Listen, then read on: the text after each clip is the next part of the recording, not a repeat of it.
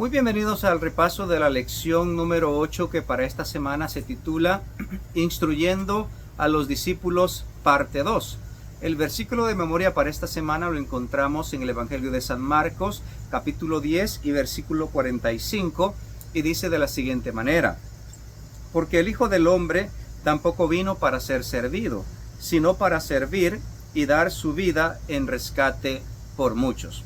Este versículo lo encontramos en la temática central de la lección de esta semana, así que vamos a pasar inmediatamente a la lección del día domingo. La lección del día domingo se titula El plan de Dios para el matrimonio. Los versículos para este día lo encontramos en San Marcos capítulo 10, versículos del 1 al 12, y veamos lo que dice la palabra del Señor. Levantándose de allí, vino a la región de Judea y al otro lado del Jordán, y volvió el pueblo a juntarse a él, y de nuevo les enseñaba como solía. Y se acercaron los fariseos y le preguntaron para tentarle. Nuevamente San Marcos recalca de que insistivamente los escribas y los fariseos andaban buscando la manera de tentar a Jesús para ver de cómo podían acusarlo. Y bueno, se acercaron con una pregunta y le dijeron si era lícito al marido repudiar a su mujer. Y él respondiendo les dijo: ¿qué os mandó Moisés? Me gusta mucho la temática de Jesús cuando se le pregunta, él le responde con otra pregunta y se refiere a la escritura. Porque nótese que cuando les pregunta qué os mandó Moisés, no se estaba refiriendo de una forma específica a lo que posiblemente Moisés les hubiese dicho. Se estaba refiriendo a la Torá, ya que la Torá fue escrita por Moisés. Es decir, Génesis, Éxodo, Levítico, Número y Deuteronomio, inclusive el libro de Job, se atribuye que fue escrito por Moisés, y algunos de los salmos. Bueno, entre toda esta escritura, la Torá, Job y algunos de los salmos, el Señor les pregunta a ellos, ¿qué dice Moisés? Bueno, es interesante que ellos dijeron, Moisés, versículo 4, permitió dar carta de divorcio y repudiarla. Y respondiendo Jesús les dijo, versículo 5, por la dureza de vuestro corazón os escribió este mandamiento, pero al principio de la creación, varón y hembra los hizo Dios. Muy bien, cuando les pregunta qué dice Moisés, ellos rápidamente respondieron como buenos estudiosos de la palabra de Dios. Ellos tenían inclusive la Torá de memoria. Los escribas y los fariseos se la memorizaban y eran pues gente muy estudiada, muy capacitada intelectualmente hablando. Tenían un gran conocimiento de la palabra de Dios al punto de que la manejaban casi de memoria. Y entonces se refirieron a un texto que está escrito en el libro de Deuteronomio, donde Moisés permite dar carta de divorcio a su mujer que es repudiada para que ésta se pueda casar con otro hombre. Y entonces el Señor le dice, bueno, me parece que saben la escritura, pero ese texto que ustedes lo están sacando de su contexto porque no está bien explicado, Moisés los mandó por la dureza de vuestro corazón. Y entonces los manda de Deuteronomio, el texto que ellos sacaron fuera de contexto, y los lleva al Génesis, que también fue escrito por Moisés. Éxodo también fue escrito por Moisés, donde la escritura dice en uno de los mandamientos, no cometerás adulterio, el séptimo de ellos. El 10º dice, no codiciarás la mujer de tu prójimo. Es decir, de todo lo que Moisés escribió, los escribas y los fariseos recalcaron un versículo que sí está, donde Moisés menciona que le es permitido al hombre repudiar a su mujer.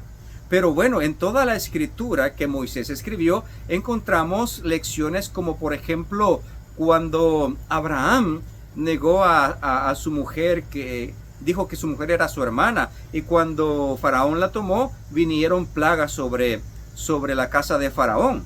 Lo mismo pasó con Isaac. Tenemos ejemplos por el caso de Jacob, que fue engañado en el día de su matrimonio y le dieron a la mujer que él no esperaba casarse con ella, a Lea. Y dentro de toda esa controversia vemos cómo se distorsionó el propósito de Dios, el plan de Dios para el matrimonio. Bueno, el primero en distorsionar el plan de Dios fue un descendiente de Caín, cuando tomó para sí 2 mujeres. Pero el Señor los lleva del libro de Deuteronomio al principio, al libro de Génesis, que también, valga la aclaración, fue escrito por Moisés.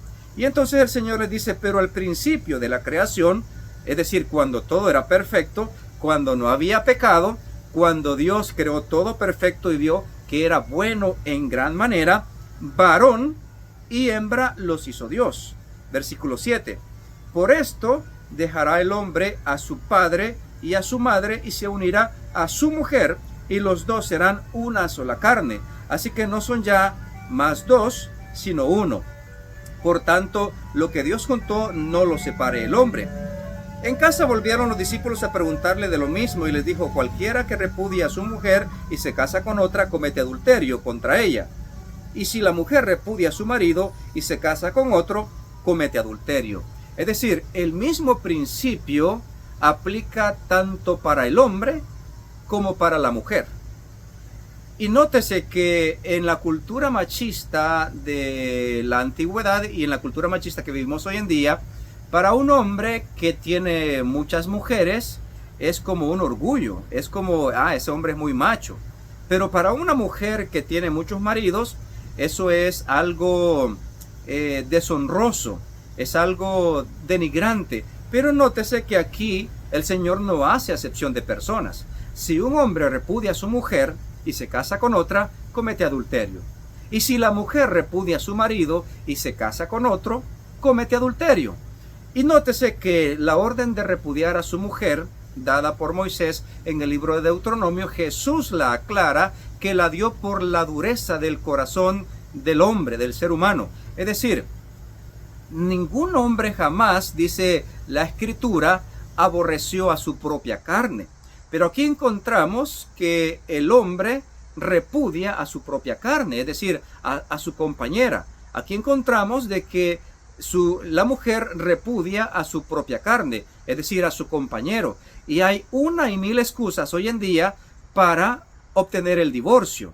En los tiempos de Jesús, la lección menciona que habían 2 escuelas, donde una era más estricta que otra, donde permitía el divorcio solamente por infidelidad, por no procrear, por no proveer hijos dentro del matrimonio, y otra razón más que no me recuerdo. Había otra escuela que se llamaba la escuela Gilal o Jalel, no me recuerdo, donde era más permisiva y daba más opciones para que las personas pudiesen divorciarse. En ese contexto de que le preguntaron a Jesús para tentarle o para probarlo, ellos estaban bien sabidos lo que Herodes el tetrarca había hecho cuando había tomado la mujer de su hermano y se había casado con ella. Y por esta razón Juan el Bautista lo había denunciado, le había dicho que no le era lícito tener a la mujer de su hermano, y entonces lo había mandado a apresar, y luego fue decapitado por tocar este tema tan delicado. Es decir, la tentación era que poner a Jesús de entredicho para que por A o por B motivo pusiera el mismo ejemplo que tocó Juan el Bautista, y de esa forma acusarle contra Herodes el tetrarca y así entrampar a Jesús para que él también corriese la misma suerte. Pero el Señor no se metió en controversias poniendo ejemplos específicos, sino que los llevó directamente a la Escritura y los lleva a un principio, porque ellos, como conocedores de la Escritura, pero transgiversando la misma para beneficio de ellos, el Señor le dice, no me vengan con textos fuera de contextos para tener sus pretextos. En el principio Dios creó un hombre y una mujer. Ese es el plan original de Dios. Y luego tenemos los mandamientos, donde uno de ellos dice, no cometerás adulterio. Si el hombre repudia a su mujer y se casa con otra, comete adulterio. Si la mujer repudia a su marido y se casa con otro, comete adulterio. tenemos el 10º mandamiento que dice, no codiciarás la mujer de tu prójimo. Ahora, ¿por qué es muy importante mencionar este tema hoy en día? Porque hoy en día es un tema tabú. Es decir, las grandes problemáticas sociales que tenemos hoy en día es porque no se ha respetado el principio original del matrimonio. Y es ahí donde nos encontramos con hogares quebrantados, hogares distorsionados, hombres que, al menos en mi país, yo miraba mucho eso, en nuestra cultura hispana se mira mucho esto, donde hombres andan embarazando jovencitas, dejan una mujer embarazada por un lado, dejan otra embarazada por otro lado, y el hombre que más mujeres tenga es como que es el más macho, el más prominente.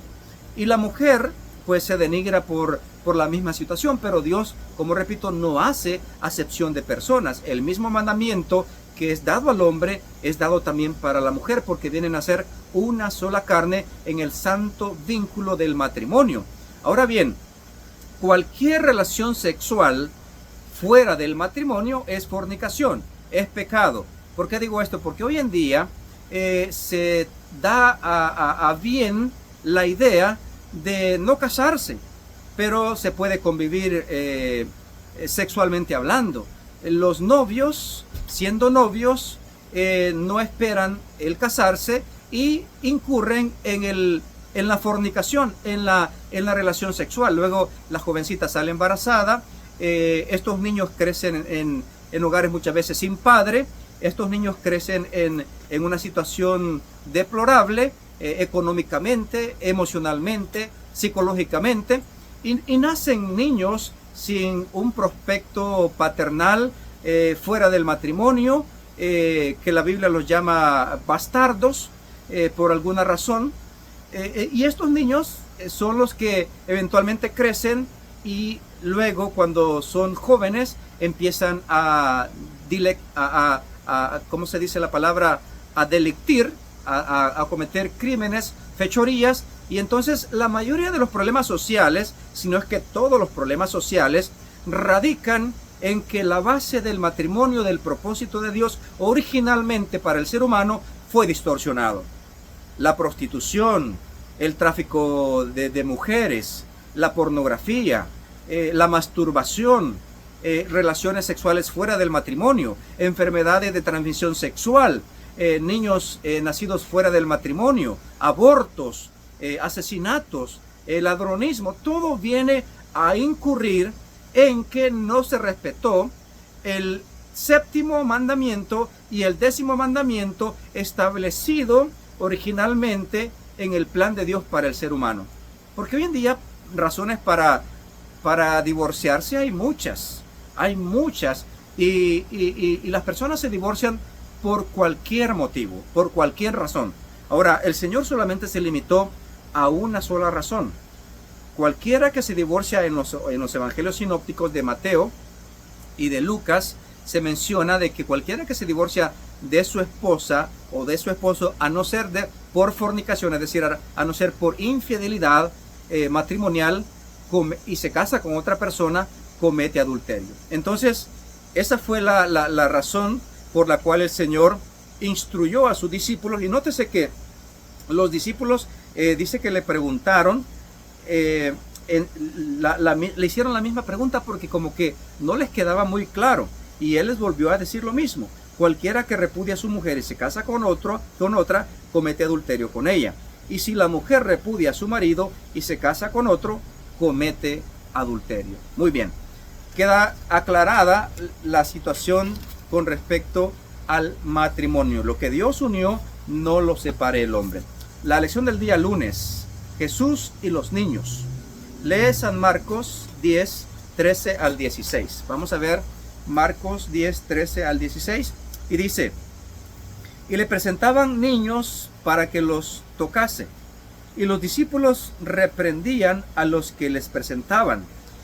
Viéndolo Jesús, se indignó y les dijo: dejad a los niños venir a mí, y no se los impidáis, porque de los tales es el reino de Dios.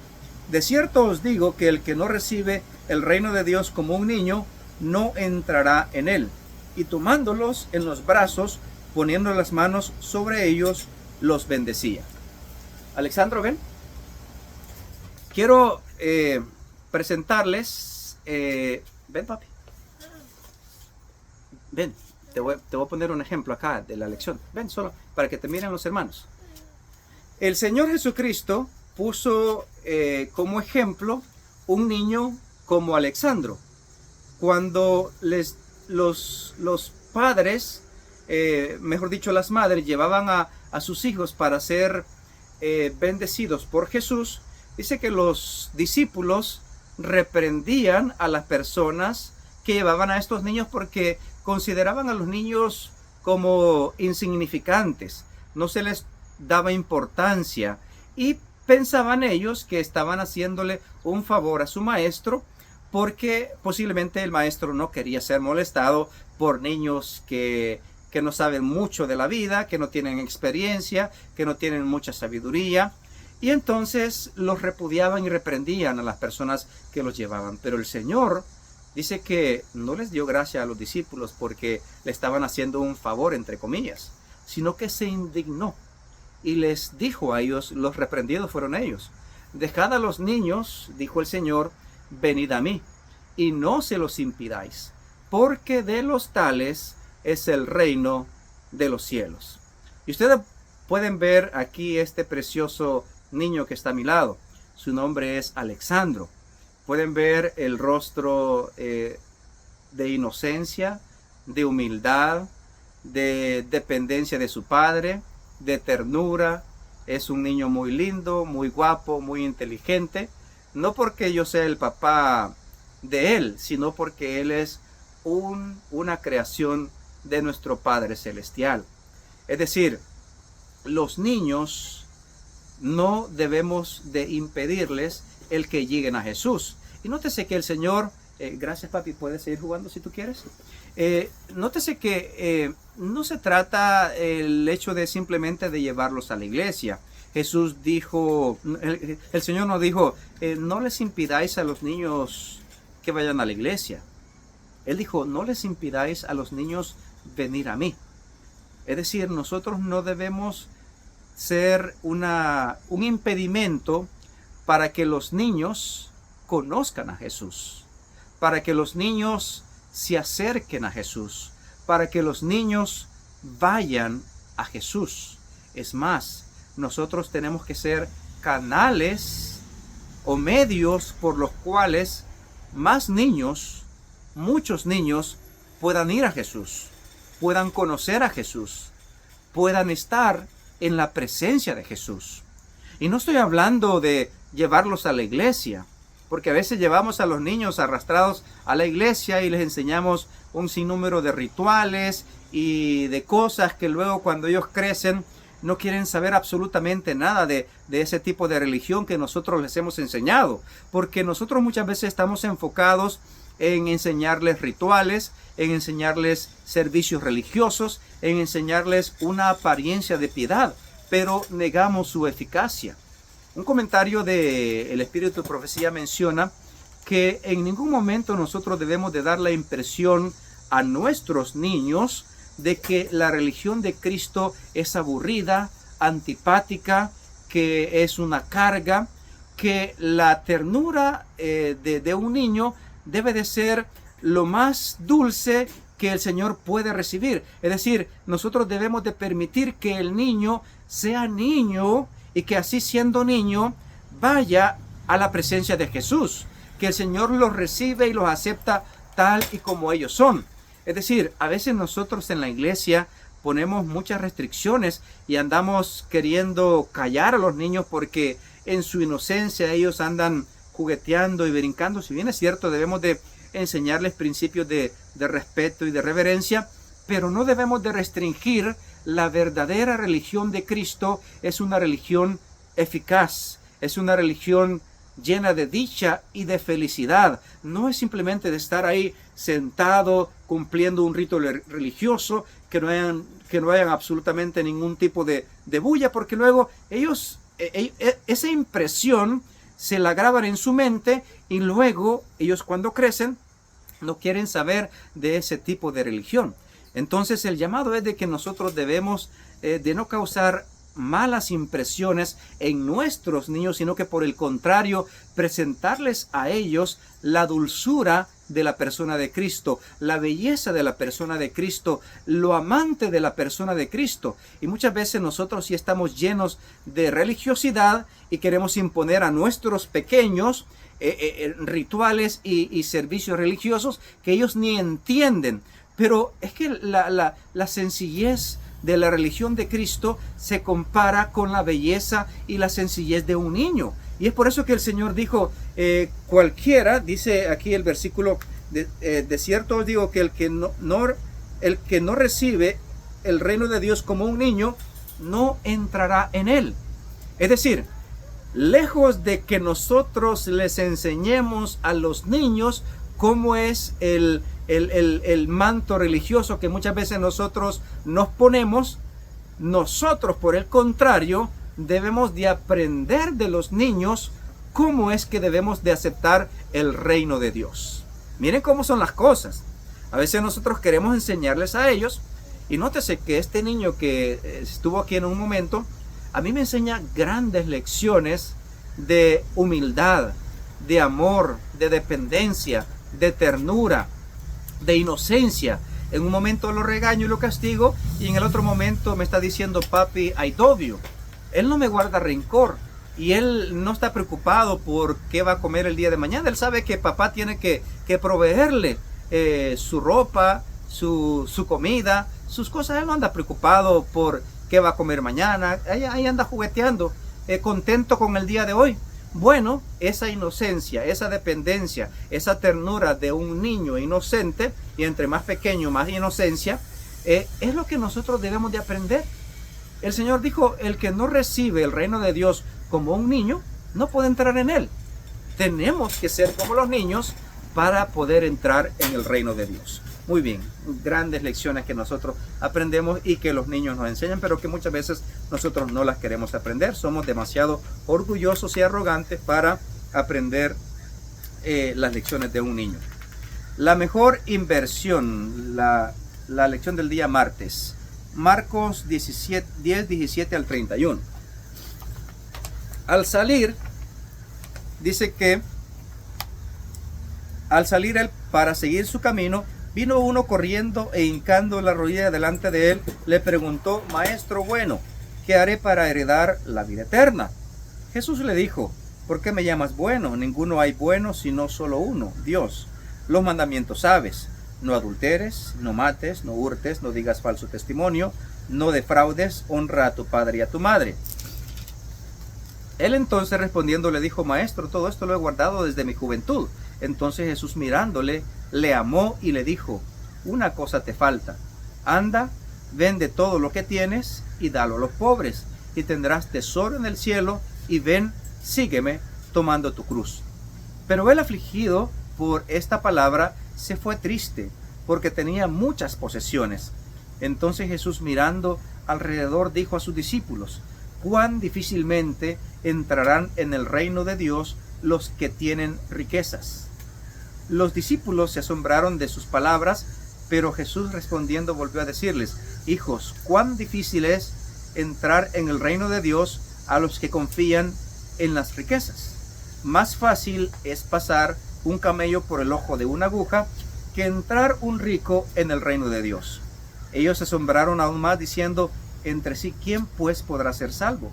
Entonces Jesús mirándolos dijo, para los hombres es imposible, mas para Dios no, porque todas las cosas son posibles para Dios.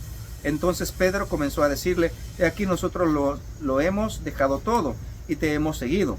Respondió Jesús y les dijo, de cierto os digo que no hay ninguno que haya dejado casa, o hermanos, o hermanas, o padre, o madre, o mujer, o hijos, o tierras, por causa de mí y del evangelio, que no reciba 100 veces más ahora en este tiempo casas, hermanos, hermanas, madres, hijos y tierras, con persecuciones, y en el siglo venidero la vida eterna. Pero muchos primeros serán postreros, y los postreros primeros.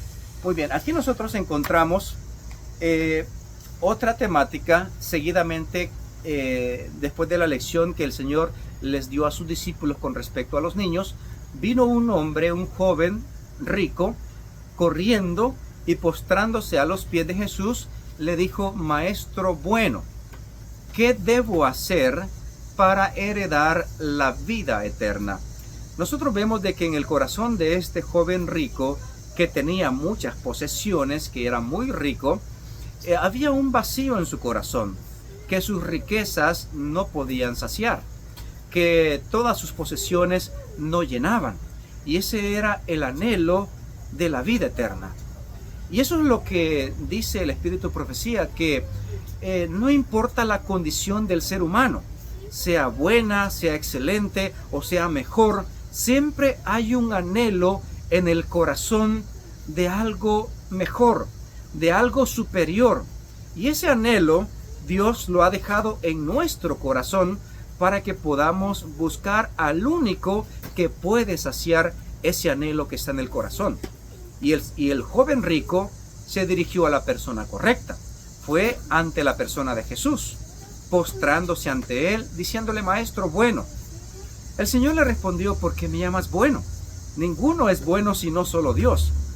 Con esto el Señor le estaba diciendo: si me quieres reconocer simplemente como maestro, pues no me llames bueno. Pero si me quieres reconocer como Dios, entonces sí, porque el único que es bueno es Dios. Pero este joven rico no le reconocía como Dios, sino que le reconocía como un buen maestro.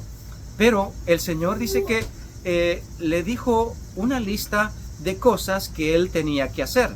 Guarda los mandamientos: no cometas adulterio, no mates, no robes, no defraudes, honra a tu padre y a tu madre. Y el joven rico le dijo: todo esto he guardado desde mi juventud. Y el Señor: ¿qué más me falta?, preguntó él. Y el Señor le respondió: una cosa te falta. Es interesante que en la Biblia el Señor menciona una cosa como en algo que debemos de enfocarnos. Por ejemplo, cuando le dice Marta, le dice al Señor: mira, no te preocupas de que María no me ayuda. Y el Señor le dijo: Marta, Marta, afanada estás por muchas cosas. Una cosa es necesaria, y María ha tomado la buena parte y no le será quitada. El apóstol Pablo dijo, por ejemplo: una cosa hago, dejando todo lo que queda atrás, me enfoco en lo que queda adelante, es decir, lo que está delante de mí, la meta a la cual prosigo cada día, ¿no?, hasta llegar a la meta que me he propuesto, que es la vida eterna, el reino de Dios. Y entonces cuando el Señor le dice: una cosa te falta, le está diciendo: bueno, esto que te voy a decir tienes que tomarla como un enfoque, como algo muy, muy importante. Anda, vende todo lo que tienes, dalo a los pobres, ven y sígueme, y tendrás tesoro en el cielo. Ven y sígueme tomando tu cruz.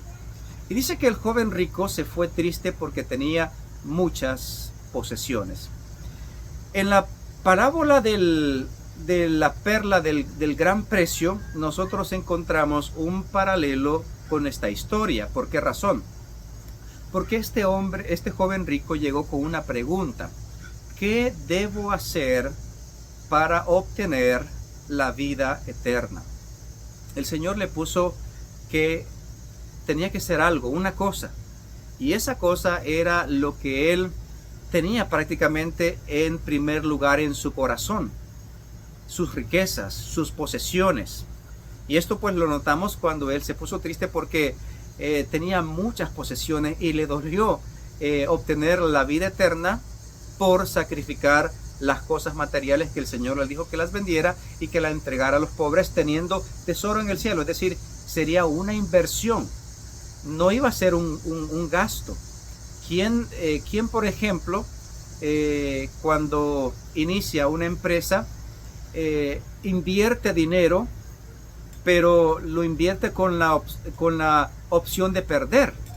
Nadie inicia un negocio, una empresa, teniendo ganancias. Hay que invertir en el negocio hay que comprar equipo, hay que comprar material, hay que invertir en publicidad, hay que invertir en combustible, en recursos, pero luego en esa empresa, cuando se empieza a trabajar, el dinero invertido empieza a tener ganancias. Bueno, el Señor le dijo algo similar a este joven rico que posiblemente tenía muchas ideas de administración y de buena inversión porque tenía muchas posesiones. Alguien que es un derrochador fácilmente se derrocha una riqueza en un momento porque las riquezas mal inversionadas, mal administradas, no duran mucho. Entonces este joven, teniendo muchas posesiones, tenía buenos conceptos de administración y de inversión. Y es por eso que el Señor lo toma en su propio terreno y le dice: anda, vende todo lo que tienes, dalo a los pobres y tendrás tesoro en el cielo. Hay una inversión para ti. Es decir, vas a invertir en los tesoros celestiales. El Señor lo lleva de lo terrenal. Él no simplemente le dijo: vende todo lo que tienes y dalo a los pobres y luego arréglatela como puedes. No, el Señor le aseguró. Él le aseguró que tendría tesoro en el cielo. Luego le dijo: sígueme tomando tu cruz. Pero esto era en respuesta a la pregunta de qué debería hacer para obtener la vida eterna. Él ya había guardado todos los mandamientos que el Señor le anunció. No robaba, no cometía adulterio, no defraudaba, no mentía, honraba a sus padres. Pero esto lo hacía nominalmente. Esto lo hacía simplemente en una apariencia exterior, porque en su corazón había un gran amor a las cosas terrenales, a las posesiones, a las riquezas, y eso estaba quitando el primer lugar a Dios. Nótese que cuando el Señor le dice que guarde los mandamientos, el Señor le dice: ¿cuáles, Señor?, en otros evangelios sinópticos. Y nótese que el resumen de los mandamientos es: amarás al Señor tu Dios con todo tu corazón, con toda tu alma y con toda tu mente, y amarás a tu prójimo como a ti mismo. Pero en realidad este hombre decía guardar los mandamientos en apariencia, es decir, él tenía una buena reputación de ser un hombre, un joven honorable, de ser un joven rico, de ser un joven con buena administración, con buenos principios, no robaba, no mataba, no hacía esto, no hacía lo otro, pero en su corazón no amaba a Dios en primer lugar y tampoco amaba a su prójimo como a sí mismo. El único amor que él tenía era el amor a las posesiones terrenales, el amor a las riquezas, y fue tanto que cuando el Señor le pidió que sacrificara todo eso para tener tesoro en el cielo y seguir a Jesús, tomando su cruz, obteniendo la vida eterna, si se mantenía fiel hasta la muerte, él dice que se fue triste y no quiso seguir lo que el Señor le dijo que hiciese. Mirándole el Señor con amor, él miró en este joven un enorme potencial. Él lo miró no como estaba, sino lo miró cómo podría llegar a ser con la ayuda de Cristo, con el poder de Cristo, con el Espíritu de Cristo. No con ejército ni con fuerza, sino con mi espíritu, ha dicho el Señor. Ahora, ¿por qué menciono esto? Porque los discípulos dijeron: bueno, y si esa es la condición de que hay que sacrificarlo todo, ¿quién podrá salvarse? Porque el Señor dijo: cuán difícil es para un rico entrar en el reino de los cielos. Es más fácil que un camello entre en el ojo de una aguja. Y es aquí donde se menciona la parábola de la perla de gran precio, porque cuando el hombre que encuentra la perla de gran precio en un terreno, dice que vende todo lo que tiene para comprar ese terreno donde ha encontrado esa perla de enorme precio. Y es lo mismo, la perla de gran precio es Cristo Jesús.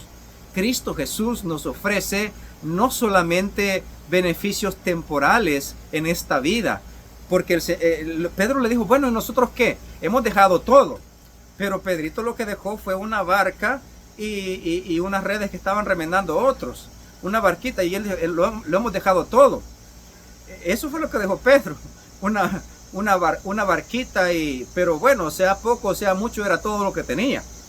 Pero en comparación a lo del joven rico, este joven tenía muchas posesiones, pero el problema no es tener mucho o tener poco. El problema es que eso poco o eso mucho tome el primer lugar en mi corazón. Porque lo mismo el Señor le pidió a Abraham. Posiblemente Abraham estaba enamorándose mucho de su hijo. Y nótese que este pequeñín que pasa por aquí, yo lo amo mucho. Y he estado dispuesto a pasar muchas aflicciones por amor a este niño. Pero no puede ser que el amor a mi hijo o el amor a mi trabajo tome el primer lugar por encima de Dios. Cuando Dios le pidió a Abraham, toma a tu hijo, a tu único hijo al que amas, y ofrécemelo en sacrificio en el lugar donde yo te mostraré, fue una prueba dura. Fue mucho más dura que decirle al joven rico que vendiera todo lo que tiene, y con una promesa. Abraham no se le prometió que lo iban a resucitar a Isaac al tercer día, o que simplemente era una pruebita y que al momento de que él lo iba a sacrificar, el Señor lo iba a detener. No, el Señor lo llevó hasta el límite. Cuando él realmente vio que temía a Dios, entonces ahí lo detuvo. Posiblemente, haciendo un paralelismo con esta historia, nosotros podríamos, yo podría mencionar que al momento que el joven rico dijese, ok, Señor, solamente eso me falta, yo amo a Dios con todo mi corazón y amo a mi prójimo como a mí mismo, venderé todo lo que tengo para tener tesoro en el cielo, te seguiré y tomaré mi cruz para obtener la vida eterna. Y entonces cuando el joven rico iba de camino a vender todo lo que tenía, posiblemente el Señor le hubiese dicho, como le dijo a Abraham, detente, ahora veo que sí temes a Dios y que amas a Dios en primer lugar por encima de tus posesiones. ¿Por qué digo esto? Bueno, porque Dios es el mismo de ayer, de hoy y de siempre. Lo que a veces Dios permite que salga es lo que nosotros tenemos en nuestro corazón, para que nosotros podamos ir a Él, para que podamos realmente decirle, Señor, creo, ayuda a mi incredulidad. Mira, Señor, tengo mi corazón en el trabajo, en las posesiones, tengo mi corazón en mi familia, en mi esposa, en mis hijos. Tú no estás en el primer lugar. Por favor, Señor, ayuda a mi incredulidad. Si el joven rico le hubiese pedido ayuda al Señor, el Señor lo hubiese auxiliado, no lo hubiese dejado solo, y entonces el joven rico hubiese alcanzado la victoria. Porque para lo que el hombre es imposible, para Dios no lo es. Y esta es la lección importante para cada uno de nosotros. Muy bien. La lección del día miércoles se titula ¿Puedes beber mi copa? Vamos a leer Marcos capítulo 10, versículo 32 al 45. Marcos 10, 32 al 45 dice. Ok. Escucha. Dice acá.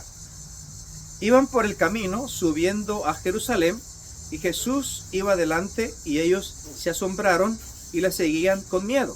Entonces, volviendo a tomar a los 12 aparte, les comenzó a decir las cosas que le habían de acontecer. He aquí, subimos a Jerusalén, y el Hijo del Hombre será entregado a los principales sacerdotes y a los escribas, y le condenarán a muerte, y le entregarán a los gentiles, y les escarnecerán, le azotarán y escupirán en él, y le matarán, mas al tercer día resucitará. Entonces Jacobo y Juan, hijos de Zebedeo, se le acercaron diciendo, Maestro, queríamos que nos hagas lo que pidiéremos. Y él les dijo, ¿qué queréis que os haga? Ellos le dijeron, concédenos que en tu gloria nos sentemos el uno a tu derecha y el otro a tu izquierda. Entonces Jesús les dijo, no sabéis lo que pedís. ¿Podéis beber el vaso que yo bebo, o ser bautizados con el bautismo que yo soy bautizado? Ellos dijeron, podemos. Jesús les dijo, a la verdad del vaso que yo bebo beberéis, y con el bautismo que yo soy bautizado seréis bautizados.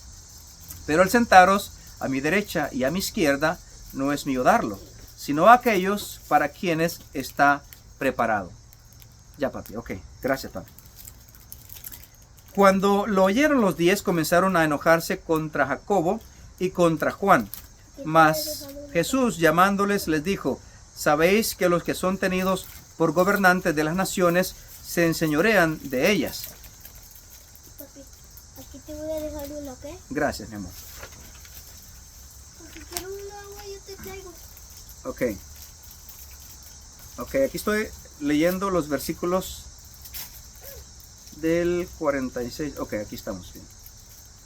Sí, muy bien. Pero al sentaros a mi derecha y a mi izquierda no es mío darlo, sino a aquellos para quienes está preparado. Gracias, papi. Por favor, no interrumpa la lección, mi amor. Pero no será así entre vosotros, sino que el que quiera hacerse grande entre vosotros será vuestro servidor. Y el que de vosotros quiera ser el primero será siervo de todos. Porque el Hijo del Hombre no vino para ser servido, sino para servir y para dar su vida en rescate por muchos.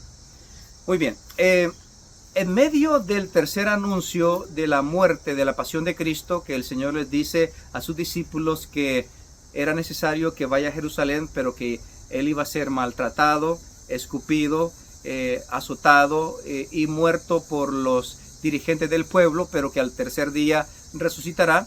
Y ellos conocían el odio aférrimo que los dirigentes religiosos tenían en contra de Cristo, a modo que dice la Escritura que iban camino a Jerusalén. Jesús iba adelante y los discípulos le seguían con miedo, porque ya varias veces habían querido apedrearlo, habrían querido desterrarlo y siempre andaban buscando la forma de entramparlo para matarlo.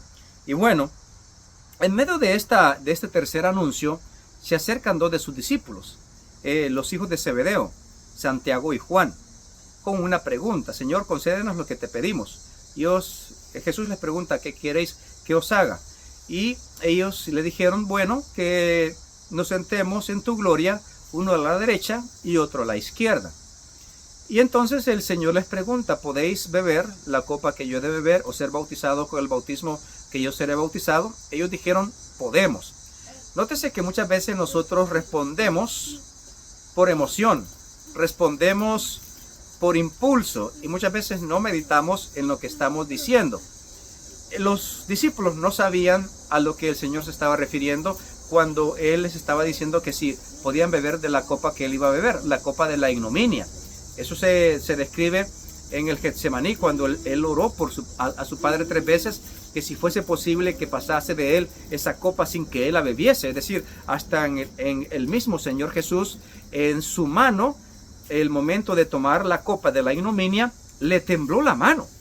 Y ahora los discípulos decían: podemos, así como que si fuese algo sencillo.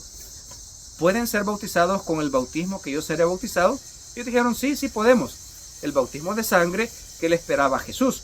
Y el Señor les dice: bueno, a la verdad, viendo el futuro de ellos, a la verdad beberéis de mi copa y seréis bautizados con mi bautismo, porque eventualmente cuando Cristo resucitó y ellos tuvieron una mejor comprensión del reino de Cristo, ellos fueron mártires por el Señor y para el Señor y por el Evangelio. Es decir, fueron sacrificados por causa del Evangelio.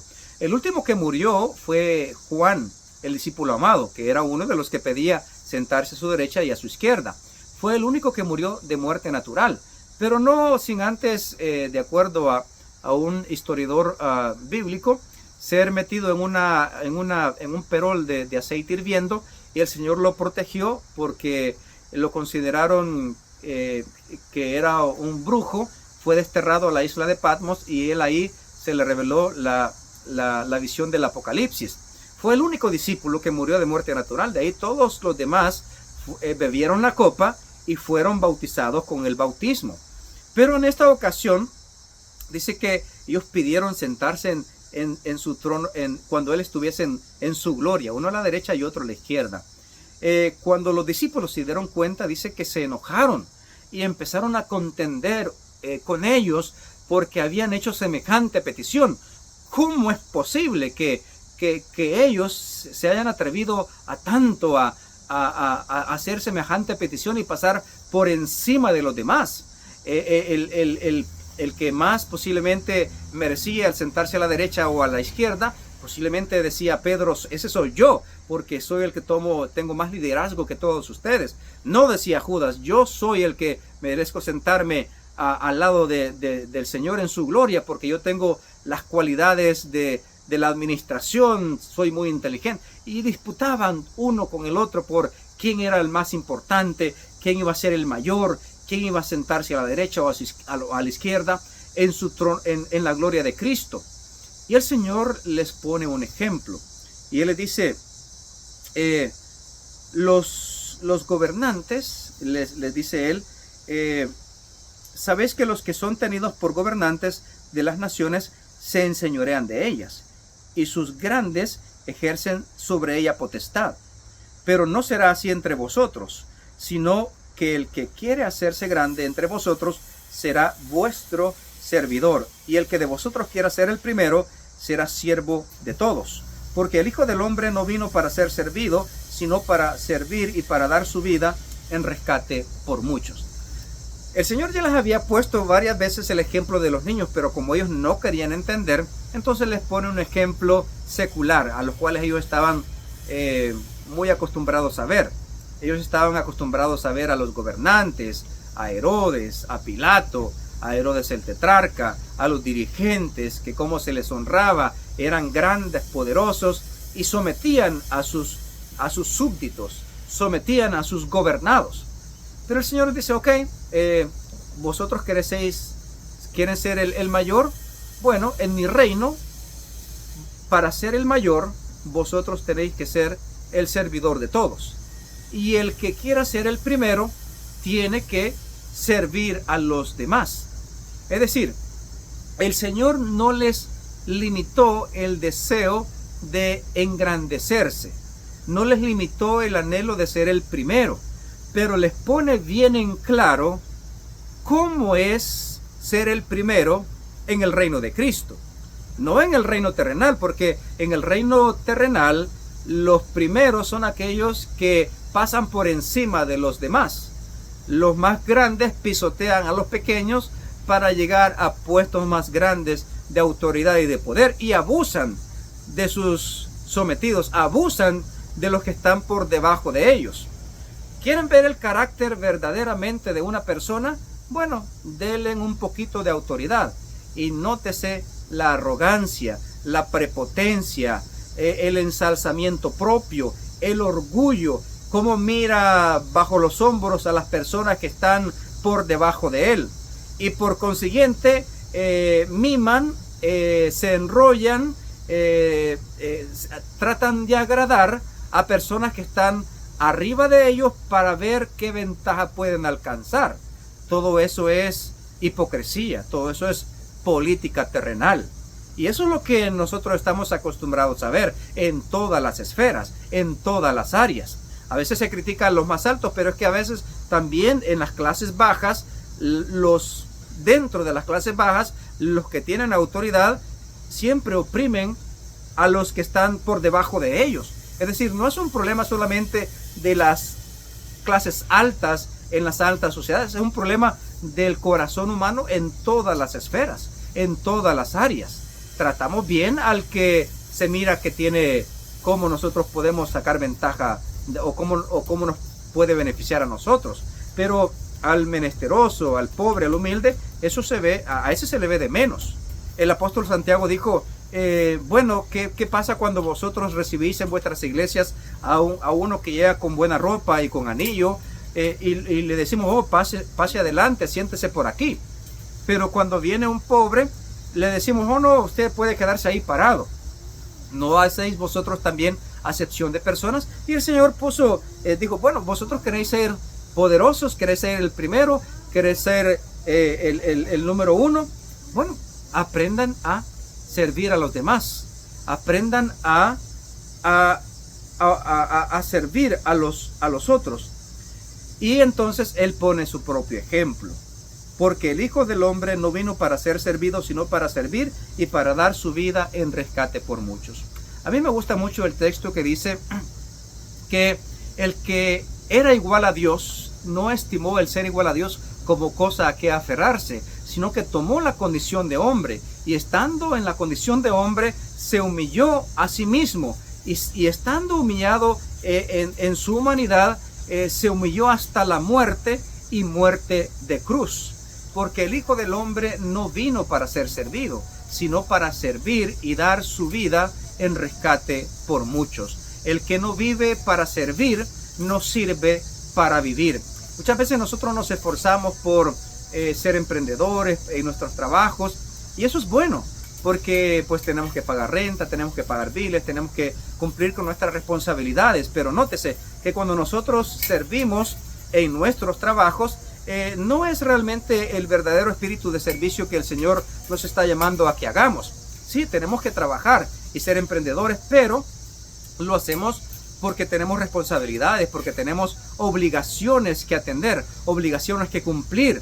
El problema está de que el verdadero servicio es aquel que nosotros hacemos sin esperar nada a cambio. Es aquel que nosotros damos sin esperar recibir nada a cambio, sin esperar ningún beneficio. Ese es el verdadero servicio, porque si nosotros hacemos algo, pero si nos dan un pago o una remuneración, nos están pagando por lo que hicimos. Eso es un trabajo. Pero nótese que el Señor está diciendo, el que quiere ser el mayor tiene que ser vuestro servidor. Y la palabra que se utiliza, hay dos palabras que se utilizan en griego que el Señor utilizó en estos pasajes. Número uno es diácono y número dos es esclavo. Nótese que en una iglesia aparentemente que el que tiene la jerarquía es el pastor y luego el primer anciano en nuestra iglesia y luego está un grupo de ancianos. Pero los diáconos son los que están ahí atendiendo las necesidades, limpiando los baños, limpiando la iglesia. Son prácticamente los últimos en jerarquía. Bueno, en ese sentido, el Señor dice, los últimos, los diáconos, son los primeros. Y los que quieran ser el mayor, tendrán que ser vuestros servidores. Es decir, los mayores son los siervos, los esclavos, los que hacen las cosas sin esperar nada a cambio, sin esperar absolutamente ningún beneficio por el servicio que se hace desinteresadamente a los demás. Muy bien, para cerrar la lección de esta semana vamos a leer ¿qué quieres que te haga? Versículos 46 al 52 del mismo capítulo 10. Entonces vinieron a Jericó, y al salir de Jericó, él y sus discípulos y una gran multitud, Bartimeo el ciego, hijo de Timeo, estaba sentado junto al camino mendigando, y oyendo que era Jesús Nazareno, comenzó a dar voces y a decir, Jesús, hijo de David, ten misericordia de mí. Y muchos le reprendían para que callase, pero él clamaba mucho más, Hijo de David, ten misericordia de mí. Entonces Jesús, deteniéndose, mandó llamarle, y llamaron al ciego, diciéndole, ten confianza, levántate, te llama. Él entonces, arrojando su capa, se levantó y vino a Jesús. Respondiendo a Jesús, le dijo, ¿qué quieres que te haga? Y el ciego le dijo, Maestro, que recobre la vista. Y Jesús le dijo, vete, tu fe te ha salvado. Y enseguida recobró la vista y seguía a Jesús en el camino. Esta es una historia muy impresionante que nos toca a cada uno de nosotros, porque este ciego de nombre Bartimeo dice que cuando escuchó que Jesús pasaba por ese lugar, empezó a clamar con grande voz, Jesús, hijo de David, ten misericordia de mí.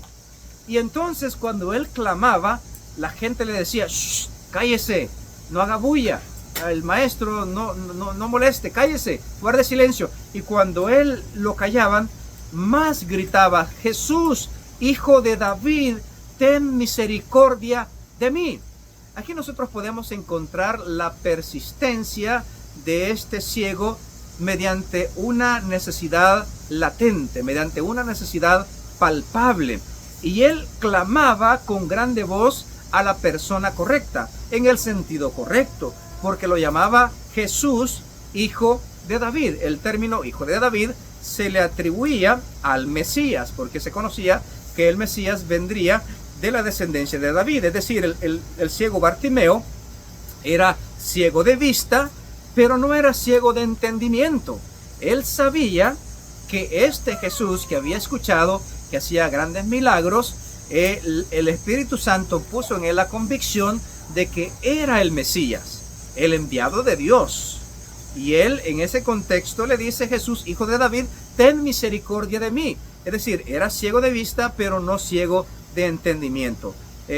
Punto número uno. Punto número dos. La multitud lo calló, pero cuando la multitud lo callaba, más fuerte él gritaba. Muchas veces nosotros nos vamos a encontrar con que la multitud nos acalla. La multitud nos ignora, la multitud nos ve de menos en nuestra condición.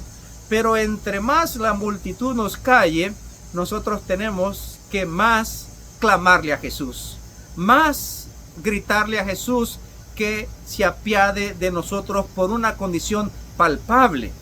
Y nótese que cuando el Señor lo manda a llamar, entonces muchos de los que lo estaban callando ahora le dicen: ánimo, el maestro te llama. Es que ahí sí somos buenos, ¿verdad? A veces la multitud es de doble cara. A veces nos callan y al ratito nos quieren estar animando. A veces nos critican y al ratito nos dan una palmada en el hombro. Y esa es la multitud. Así somos los seres humanos. Pero le dicen: ánimo, el maestro te llama. Cuando llegan del maestro, el Señor le hace una pregunta: ¿qué quieres que te haga? Y bueno, el ciego bien hubiese pedido cualquier cosa, pero nótese que había una necesidad. Él no le pidió una limosna, que era precisamente lo que él pedía siendo ciego de nacimiento. Él era un mendigo, pero en esta ocasión él notó la pregunta de Jesús, al cual él llamaba Hijo de David. Y entonces él respondió inmediatamente: Señor, que recobre la vista. Y el Señor le dice: vete, tu fe te ha salvado. Y enseguida dice que él vio y seguía a Jesús por el camino. ¿Por qué esta lección tiene grandes implicaciones para nosotros? Bueno, porque la Escritura dice de que nosotros todos de alguna manera somos ciegos de nacimiento, espiritualmente hablando, y solamente Cristo Jesús nos puede devolver la vista espiritual, la visión espiritual. Clamemos al Señor. Y cuando él recobró la vista, seguía a Jesús por el camino. Si ahora nosotros no seguimos a Jesús, es porque estamos ciegos.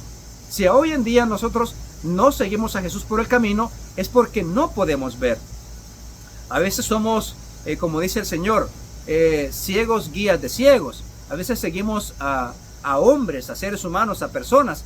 Pero el Señor quiere que nosotros le pidamos a Él, como Bartimeo le pidió a Jesús, que recobremos la vista espiritual, que recobremos la visión espiritual. Y en ese sentido el Señor está tan dispuesto también, como estuvo dispuesto con Bartimeo, a devolverle la vista física. Así también Él está dispuesto a devolvernos la vista espiritual, y una vez viendo, espiritualmente hablando, podremos seguir a Jesús por el camino. Ya no a tientas, como de noche, como en oscuridad, como en tinieblas, como estando ciegos, sino porque ahora vemos claramente, y si vemos claramente, entonces seguiremos a Jesús por el camino. No seguiremos pastores, no seguiremos ministros, no seguiremos líderes, no seguiremos, no, seguiremos a Jesús, nuestro Señor y nuestro Salvador. Que la historia de Bartimeo sea también una realidad en nuestra vida, que podamos recobrar la vista espiritual por medio del poder de Cristo, y que podamos seguir a Jesús por el camino. Feliz sábado y bendiciones para todos. Muchas gracias por quedarte hasta el final de esta lección. Si te pareció interesante, le puedes dar un like, puedes comentar y puedes suscribirte si aún no te has suscrito en este canal. Comparto esta lección para que podamos tener una mayor impresión de las lecciones de la escuela sabática, y espero que sea de mucha edificación para todos ustedes. Bendiciones para todos. Bye.